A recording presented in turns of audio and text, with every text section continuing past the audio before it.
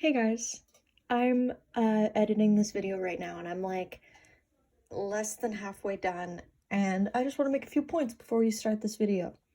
Number one, I have watched up till season 6, so I don't know what happens in the last while of the show. So if you see points I make in this video and you go, actually, it's because I don't know what happened. Number two, the audio sucks in this video, and it's because I recorded the audio on my phone, but I messed it up, so it sounded even worse. So I figured just using my camera audio would be best. Oh, and I also call Susan Susie in this video for some reason, because I don't know why, but in my head I thought her name was Susie in this video. So, I'm sorry about that. Okay, enjoy. I'm dressed like a MILF for this video. Does it read? Number 2. Gabby gets into a catfight with a nun. Son of a bitch! I really am a white mom with my iPad and my glasses. Mom check. Pick up you kids from soccer soon. Enough silly business. Let's get into this video. I did dress purposefully like this though. Oh my god, I should put on a set of pearls. 1 second. Oh, yes. If you know anything about me, which you might know a little bit, I'm a trash connoisseur. I love garbage. Garbage television is constantly what I strive to watch. Don't get me wrong, some of my favorite shows in the world are great television. Shows that make film bros shake in their boots. But my personal favorite television for watching in my day-to-day life is trash television. Probably my favorite trash television, just if we're thinking, is probably Pretty Little Liars. And I've watched Pretty Little Liars like 3 times, all the way through, probably. I think so. When I played with dolls, I played with body parts. Came on, bitches. Hey. There's probably gonna be background noise, because I'm not perfect. Neither are you, so we're breaking down the barriers in this video today. The Scavo boys' mischievous behavior has always provided viewers with a lot of laughs. In the pilot, Lynette is told that her sons have decided to go swimming in the middle of Mary Alice's wake. I started watching the show one day when I was working on a painting, and I was like, oh, I need background noise. And I'm so glad I tuned in, but also deeply regret it. Desperate Housewives is the show I'm talking about today, if I haven't mentioned that already. Desperate Housewives is made for middle-aged wine moms. Like, it's very obvious from just everything about it, it's made for middle-aged wine moms. Specifically, ones who live in suburbia. And it's absolutely horrid, like in many, many ways, but it's also so entertaining. So I'm gonna go through a little bit of the main cast for you all, and then I'll get into a little bit of the plot, and I'll just talk about it. I'll analyze it a little bit. We'll have fun here today. This is a very chill, relaxed video. I'm drinking a black coffee at 6:39 p.m., so let's rock on, gamers. Okay, so first we meet the Desperate Housewives. This is my definitive ranking of the housewives, and I'm going to start from worst and then go to the best. The worst housewife is Susie Meyer. If watching her run around covered by just a plant isn't embarrassing enough, Mike turns up to find her sprawled naked in the shrubbery. Lying naked in her shrubs, it occurred to Susan this could be the most humiliating moment of her life. Susan? She was wrong. Susie Meyer is the, main housewife, might I say.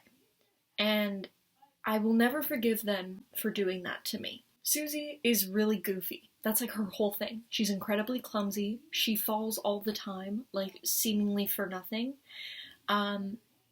She's just so annoying. All the time, she'll just goof up and she'll be like, oh, darn it, And it's like, Susie, practice makes perfect. Maybe you just try walking up and down the stairs once or twice a day, just to really grapple with your mind that one foot goes in front of the other. She's a really big slut shamer, which we don't like on this channel, even though she's been around a lot. And I wouldn't shame her for that because go off, queen. But she shames literally any other woman for, like, sleeping around, so, like, it just, where is the logic in that one? I don't know. She is supposed to be really quirky, like, she's supposed to be the quirky one, but in reality, she's so boring, and the other housewives are way more quirky and interesting than she is, and she really never has any motives, like, she never has any desires, just things just happen to Susie, and she just, like, lives with them, and it's incredibly boring to watch. Her only pros are that she hates cooking. We love I hate cooking too. We love that for her. Solidarity, sister. And she does the voice of Coraline's mom in Coraline. So after I, like, rewatched the movie recently, and then I, like, looked up the cast, because I'm like, the other mother's voice sounds so familiar, and then I realized it was her, and I was like, oh shit. So now, anytime I watch the show, she makes me a little uncomfortable now, because she's the other mother. I would love to come if the invite still stands. It's a date. All right, I assume the dress is casual. Yeah. It's casual. Second worst is Gabby Solis. Get your hands off me! Police brutality! Gabby is a complex character because some may be mad at me for putting her this low on the list, and some also may be mad at me for not making her the worst character on this list, because Gabby is a very controversial character. I believe she is. Her cons, which I do outweigh her pros. She is very much a racist stereotype of the spicy Latina. I don't really want to get into what that is, but if you just watch the takes video on it, they explain it for you. She is I can't say the word I want to use, but a child lover. I'll explain a little bit at length a little bit more later, but she has an affair in the first season with her 17-year-old gardener. And it's never really played for as serious as it is. And there are times where they'll be like, after coitus, he'll be like, I have to go, Mrs. Solis. I have a math test at 3. And it's just like, this is not good. This is not okay. Oh, and then even in later seasons, they like, and he's like a graduated adult man, he will still be like, I'm still in love with you. It's like, sir, you were groomed as a child. So she does get some points taken off for being a child lover. Again, I wish I could use stronger words in this part, but I don't want this video to get taken down. And all of her plot lines are the same. And this is one of the most annoying things about her, besides being a child lover. You have to tutor our kids in math, and she'll be like, no, I'm bad at math. Same. And then she'll, like, figure out some elaborate way to get out of teaching her kids math, and then her kids, like, fail or something, or, like, she gets in trouble, like, her husband finds out, and then they yell at each other, and then she's like, well, I never did math because I was a model. That's her whole thing. She was a model when she was younger, and then she came to the suburbs to whatever. I never had to do math. I was a model. And then at the end, she's like, maybe models should learn math. It's like every episode, she just, like, makes some huge mistake, and then the rest of the episode is her just, like, apologizing. And it's like, queen, come on. Her pros. She's definitely the style icon of the group. She does give us some fits. Again, this was the late 2010s, which is arguably a horrible time for fashion, yet she does pull some considerable looks, I will say, and she's self-aware, which we appreciate. She's definitely aware that she's a bad person, and she's kind of an icon. Like, just everything she does is kind of icon behavior. Number 3, our middle ground, is Lynette Scavo. Get up! No! No! I am your mother. You have to do what I say. Come on. We want swimming, and you can't stop us. Poor Lynette is humiliated as the boys cause a scene, but her no-nonsense approach proves to be both effective and hilarious. All dressed up and in heels, she walks straight into the pool and starts thrashing about until she manages to grab the boys. Lynette is probably like the character I wish for the best, if that makes sense. She is a working woman. Most of the time she's a working woman. She has bouts of the show where she's a stay-at-home mom and stuff, but she's mostly a working woman. She is like actually a commentary on housewives, like, and because her whole thing is she was like this big power woman, like career woman, and then she gets pregnant, and then she has multiple children, and before she knows it, she's a stay-at-home mom, and she's kind of miserable. Like, she kind of hates it. And I kind of like that take. I don't know. Because it's not necessarily like, because this show is very balanced with women who love being housewives and her who doesn't necessarily like being a housewife. So it's kind of cool to see an actual commentary on it. Because you'll either see storylines where it's like, housewives are it's the worst job in the world, or it's the best job in the world. She's kind of like a devil's advocate, one may say, of the show, which I appreciate. She goes through so much crap in this show. Like, so much. Here's a small list of the things she has gone through in this show, and this is not even all of it. I just picked the most obscene things. She got a new job. Twice she has gotten a new job. She has gotten an extra kid. Oh my god, no. She, like, got pregnant. Her husband found out that he had a bastard daughter, and they take care of the kid, and this kid is, like, crazy. She gets cancer. Her husband opens up a pizza place, and she quits her job and starts working at the pizza place. She almost commits adultery. She's in a shooting. I think I could say shooting. She's in a shooting. Well, I've said it at this point.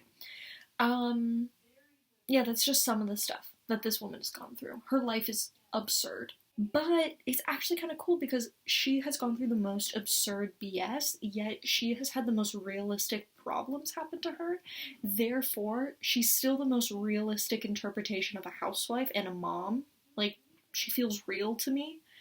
And she has the only healthy marriage. Now, is her marriage, like, 100% healthy? Definitely not. But it's, like, sanitary. Especially considering the other women in the show, who all have unhealthy marriages. Hi! Oh, so now she knocks. It's Susan. I'm entering the house. It's okay, Susan. We are totally clothed. The only con is that her plot lines get, like, ridiculous at some points. Like, it's just one bad thing after another after another. It's like, give this woman a break. Let Lynette have a break, you know? Okay, coming in at number 2. This is probably controversial, but she's a queen. I can't help it. Bree Lodge or Bree Vandekamp, depending on your stan orientation. What happened to my rug? Danielle, we agreed to save that to the end of the night. The best part of the costume, and she pops the water balloon when people aren't even looking. Okay, pros. She is another commentary on housewives because she is, like, the Stepford wife. Like, that is her thing. But, like, it's kind of cool because it's not like other things, like media, where it's like this woman is, like, forcing this, like, Stepford wife look. No, that genuinely brings her joy to do, which is kind of cool because, like, usually it's, like, this idea that it's, like, forced upon a woman, and, like, obviously it sometimes is, but I don't know, it's just kind of interesting to see an example of a woman who just genuinely finds joy in very feminine tasks. She's so funny. What's our control word? Well, lately, I've been using Philadelphia. What's wrong? Well, it's just that my Aunt Fern lives in Philadelphia, and I don't want to be thinking about her while I'm spanking you with a leather strap. Like, genuinely, there are moments where I laugh out loud at this woman because it will just, like, her like, oh, attitude can just get to a point where it's so funny. She probably has the least wild storylines, which probably isn't saying much. Lynette has the wildest, then probably Gabby, and then probably Bree. Well, it's hard to tell. They all have really crazy storylines. And she's a MILF. I mostly will just be constructing simple scenarios and acting them out. So, it's like we're in a little play. Sort of. She's a MILF. Her cons. She is a staunch conservative. It's like her thing. She loves guns. I really lost my head last night. You got a right to... Adores them. I'm sure if I had an actual political conversation with this woman, I would hate her. But nonetheless, I love her. Oh, and she's a ginger. Now, number 1, Desperate Housewife. Now, I know you might be wondering, what? I thought you finished the list, because those are all the Desperate Housewives. I'm making an honorary mention to my favorite housewife, Edie Britt. Edie Britt is a legend. She's a legend. She is known because the street they live on is called Wisteria Lane. Edie Britt is known as the whore on Wisteria Lane. But she also knew the good news Hello there. travels quickly. Edie Britt was the most predatory divorcee in a 5-block radius. Legend. She is a sexually liberated woman. She is like in her 30s to 40s throughout the running of the show. That does not stop this woman. Icon behavior. She is a blonde bombshell. She's really funny. She hates Susie, so frickin' check in my book. The only cons about her are that the writers absolutely hate her, which I'll get to at the end of this video, and she does die. Spoiler alert. The writers just could not handle her power. Next are the dads. Now, this is also a ranking of all of the fathers in this show. My definitive ranking. We have Carlos Solis, which is Gabrielle Solis's husband. Not sure what's funnier, Gabby's nonchalant phone call to the cops as Carlos throws a chair through the window. He is the worst. His cons are he is a criminal, but not a fun kind of criminal. Like, he's just like a criminal who, I think, like, did like exploitative labor in third world countries. I think that's why he got arrested. Either that or tax fraud, but like, still doesn't make me like you, dude. He's abusive to his wife. Like, maybe not in later seasons, but in the first season, like, the whole reason that Gabby, is having an affair with a child. Not that I condone it at all, but the narrative reason why she has an affair with a child is because her husband is, like, always out working. He's, like, neglecting her, basically, so she decides to have an affair. And there are multiple times where he is catching on that she is cheating on him, and he threatens physical violence, or Gabby is, like, thinking, like, this man is gonna kill me. Loved me. No, he really did. Let me count the ways. Gently, savagely, frequently, upside down.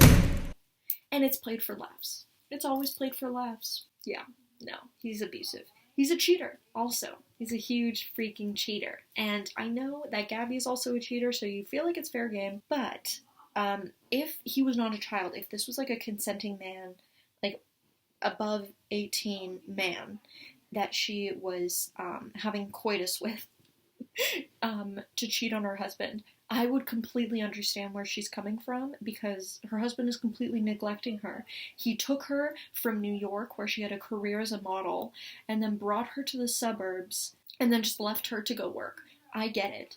But in Carlos's case, him and his wife were working on their marriage.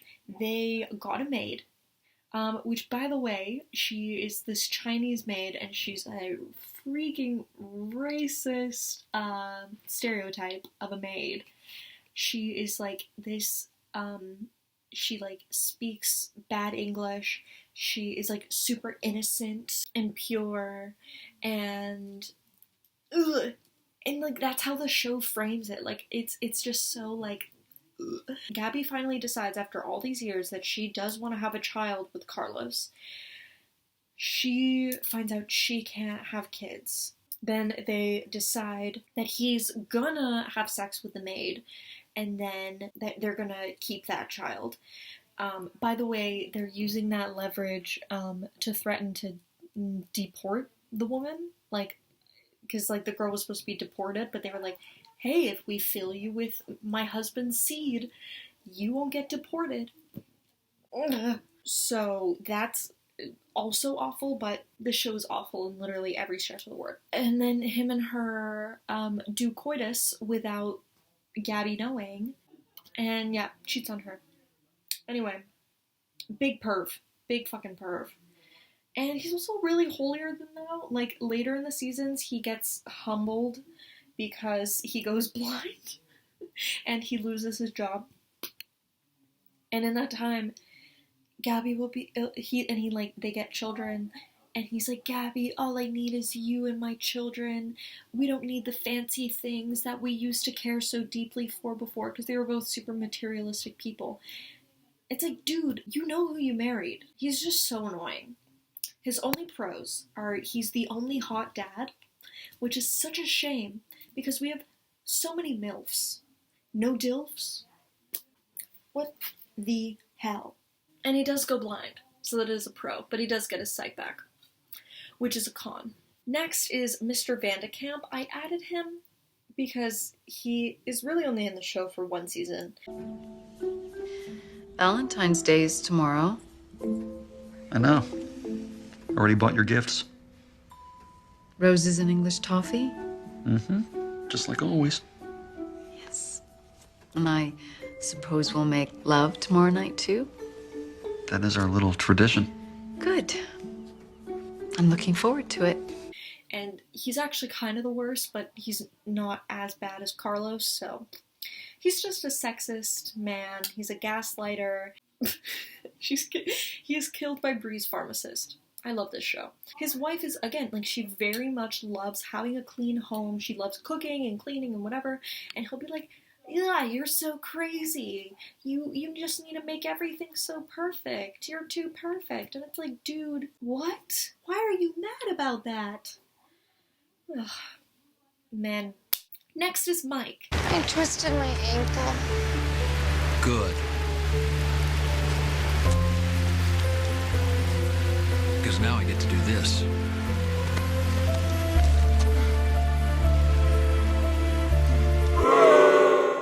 Mike should be lower on this list technically because he's actually so annoying, but those two men are like way worse than he is. So I guess that's how we ended up this high on the list. He is Susie's mans, but he's also not married to her for a good chunk of the show. His whole thing is he comes into the show in the first episode. Because again, Susie's like the main character. So this is like about her or whatever.